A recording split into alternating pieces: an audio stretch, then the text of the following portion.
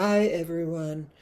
I wanted to do a part two video on the politics of care, what does and doesn't get prioritized in research, namely what I refer to as injustices, which can also be related to what sometimes people call gaps in care, um, lack of respect for family as knowers, right? I'm going to put it that way, or spouses, and also the structural issues that occur in medical contexts. Here I want to talk about aged care.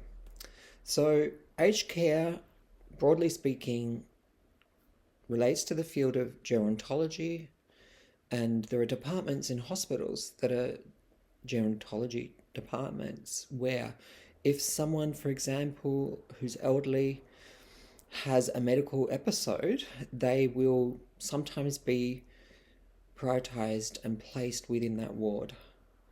Um, Now, aged care more broadly also speaks to at home care, at home care packages for people who have opted to look after, for example, an elderly parent within their home, and they can apply for some kind of subsidy and support, and that might also include registered nurses or nurse teams coming in periodically to do medical checks and care, clinical and personal, for their relative.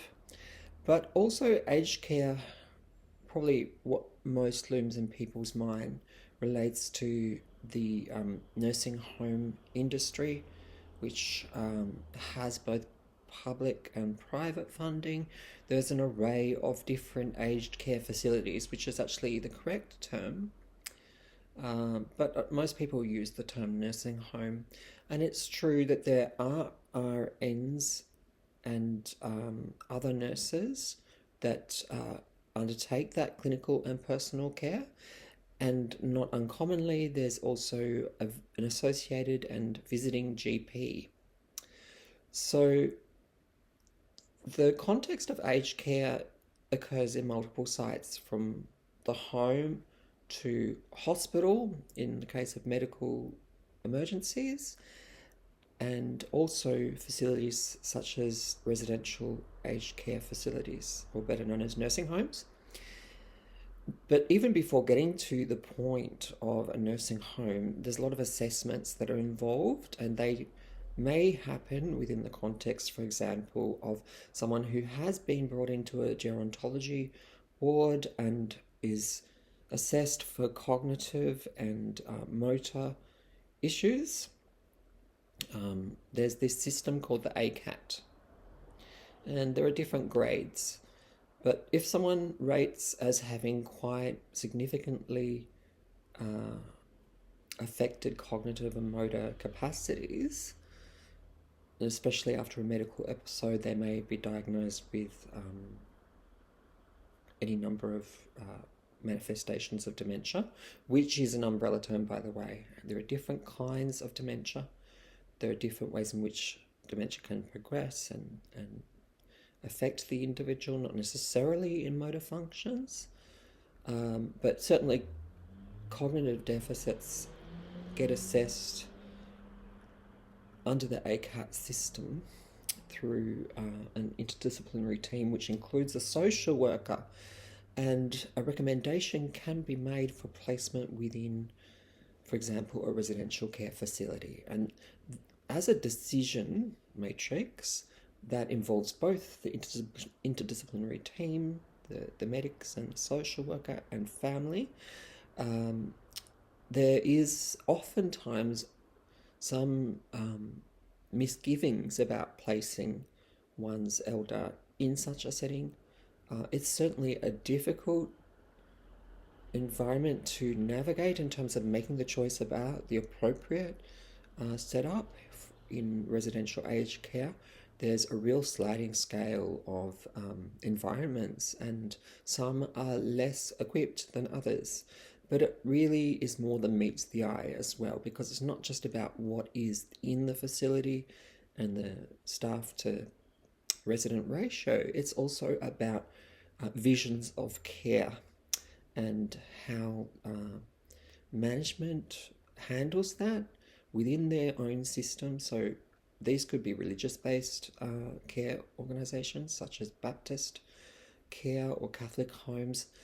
There's a whole range. And then there's also ones that are not affiliated that way. So just very briefly, the journey, having been given, for example, a classification as ACAT 4, and being recommended not to return to the home, but instead to be placed within a residential care facility, involves significant conversations both with the team in charge in gerontology and also family members, spouses.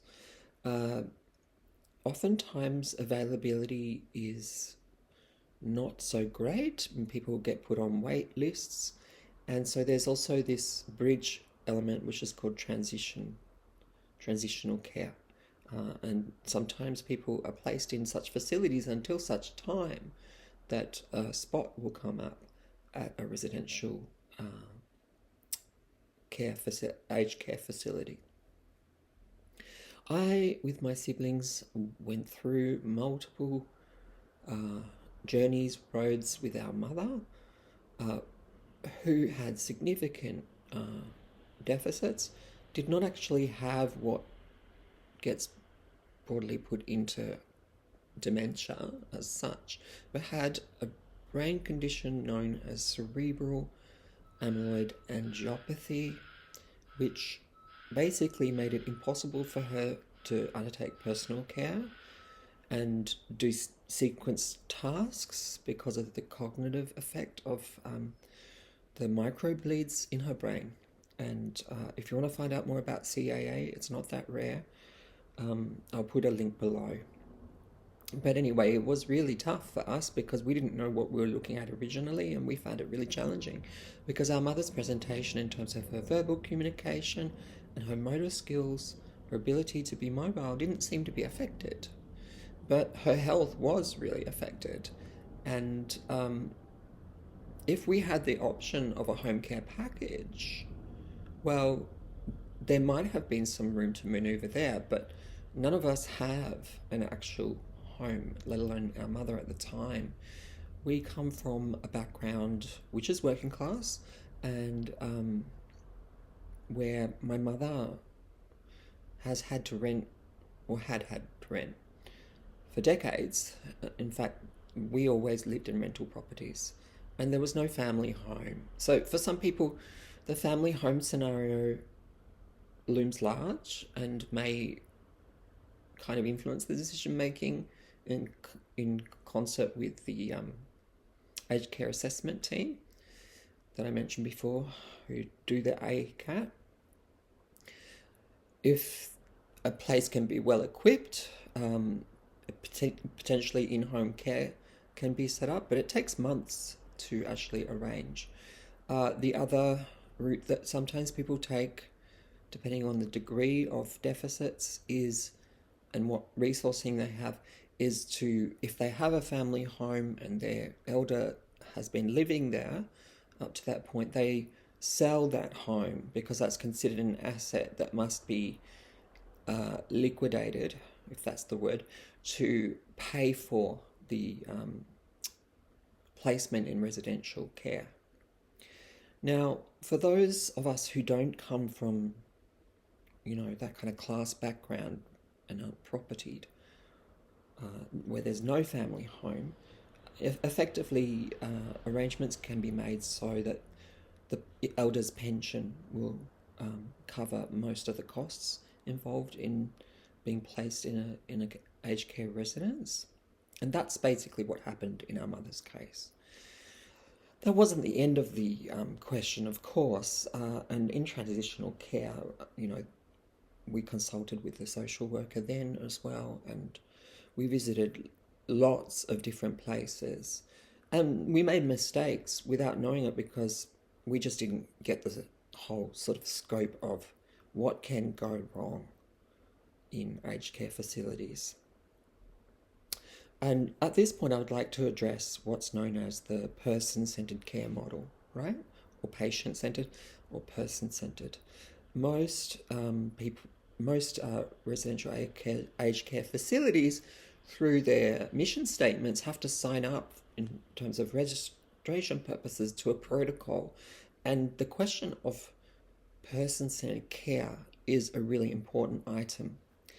But I have found that in aged care, residential aged care contexts specifically, that when family members can see that there is a relinquishment of a duty of care, and everything from accidents, falls happening, inadequate communication between RNs and doctors, doctors not taking seriously, centre-based doctors not taking seriously the progression of different kinds of medical conditions.